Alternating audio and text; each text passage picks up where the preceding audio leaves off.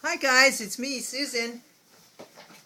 Day 88 of the Cancer Club. I actually have some cancer news for you today. I think I mentioned last time that I was having some swelling in my ankles and mostly my ankles. Then last night I got this rash all over my thighs, and I had been intending to, in fact, I did call. I don't know if this had already happened when I spoke to you on Tuesday. I called the oncologist. She said, it's not our deal. Ask your primary care doctor. Maybe it's your blood pressure. So maybe I did tell you that.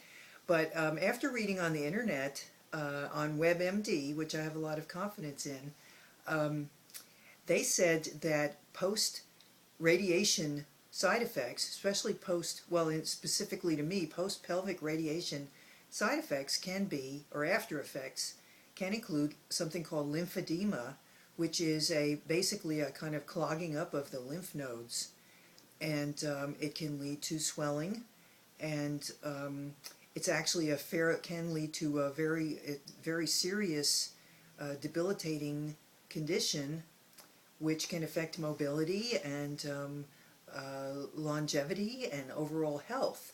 So I was surprised that the chemo nurse didn't know anything about that, but maybe she did and it didn't really apply because it's generally, I now understand, it's usually doesn't kick in for maybe 6 months after treatment is over. But then, so anyway, so I was going to call anyway this morning, and then when this rash popped up last night, I just was on the line as soon as I could get them this morning, and I did. Fortunately, the radiation oncology nurse got me in, squeezed me into a session. I canceled an appointment so that I could go and see the radiation oncologist. He was very nice and examined me very carefully. He was kind of shocked by the rash and basically kind of confused, curious. Like he says, he told me the reasons why he didn't think it was lymphedema. And cellulitis was the other thing I was concerned about, which if you look up either of those, they're kind of serious conditions. I wasn't really sure what, whether it was cellulitis or not from some of the descriptions. But then again, in the literature about it, I came across that it can be a consequence of radiation or people having being older, number one, and having a weakened immune system. So it's cellulitis is kind of a bacterial infection of the that can spread and become septic, and you can die. So I'm really flipping out, even though I know maybe it's not, but I have totally decided I'm going to be on the safe side. I don't care, I don't care. And the nurse that I spoke to this morning took it seriously enough that she got me in to see the doctor, and I did see him, and he said, I don't think it's either one of those things. The thing we would look for would be maybe a blood clot in your leg when we see swelling like that. If it's swelling, equal swelling on both sides, it probably does not mean that the cancer has come back. He said that's one really far out kind of possibility. The cancer's come back and attacked a lymph node, but that would mean the swelling would be just on one side. You would see a real big difference from one leg to the other. And he said, I just don't know. So I do not think it is any of the big serious things that it could be. So I would suggest that we just watch it for a while and see if it gets better or worse or what happens. So I felt really much better about that. I'm going to go back. He said, watch your salt, because that can cause fluid retention. So I'm going to try to do that. It's hard for me to make some adjustments if it's stuff that I really like. I've got some pretzels at home that I really would like to eat. And I don't know. I mean, still haven't decided. I might just eat a few. Maybe that's how I can do it. I don't know. I'm just hopeless. But anyway, so that's really been my. I've been kind of a little moody too, and I think it's because I keep waiting for my hair to stop coming out, and it's still coming out. It's getting really, really thin, and but it's growing. But so that's kind of bumming me out. And then these new things, and reading that there's a whole bunch of stuff that can keep on happening to you after cancer treatment, you know, aside from just whether the cancer comes back, that there's all this other stuff. It's kind of feeling like I've been in a little bit of denial of like, oh, I feel great, it's like nothing ever happened, we're all good.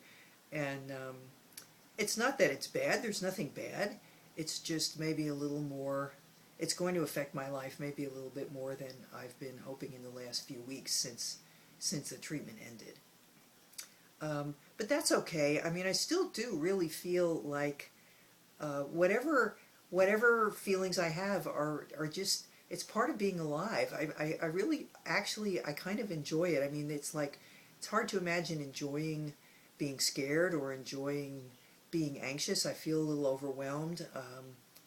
Just got so much stuff to do, and all I really want to do when I go home after I walk Jolie and have some dinner is get in the bed with her and go to sleep. So that's, I think, obviously, as I said to you the last time I talked about that, that's got to be a mood, rather than